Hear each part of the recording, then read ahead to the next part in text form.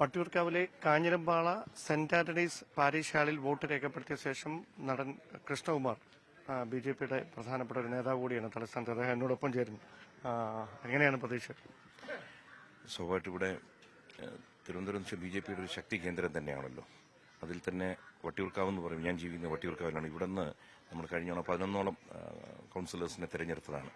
അതുകൊണ്ട് ഇത്തവണ 11 എങ്ങനെ 16 17 ആക്കാം. കാരണം ഭരണം നമ്മുടെ കൈകളിലോട്ട് ഒതുങ്ങാനുള്ള എല്ലാ സാഹചര്യങ്ങളും വന്നിരിക്കുകയാണ്. അപ്പോൾ അതിശക്തമായൊരു മത്സരം നടക്കുന്നു. മുൻതൂക്കം ബി.ജെ.പിക്കാണ്.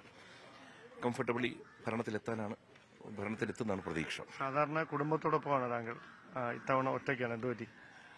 എപ്പോഴും അവരുടെ കൂടെ മാത്രമേ വന്നിട്ടുള്ളൂ. പക്ഷേ അവർ ഷൂട്ടുമായി ബന്ധപ്പെട്ട് പുറത്തുപോയി. ഒരു ഫ്ലൈറ്റിന്റെ ഒരു ഇഷ്യൂ കാരണം അവർക്ക് ഇതുവരെ എത്താൻ പറ്റില്ല. വെളുപ്പിന് എത്തേണ്ടതായിരുന്നു. എത്തിക്കഴിഞ്ഞ ഉടനെ അവർ വന്ന് വോട്ട് ചെയ്യും.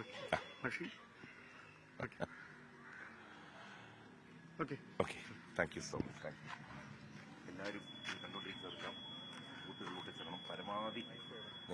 പരമാവധി നേരത്തെ തന്നെ പോയി എല്ലാവരും അവരവരുടെ സമ്മതിദാന അവകാശം നിർവഹിക്കണമെന്നാണ് വിനീതമായ അപേക്ഷ.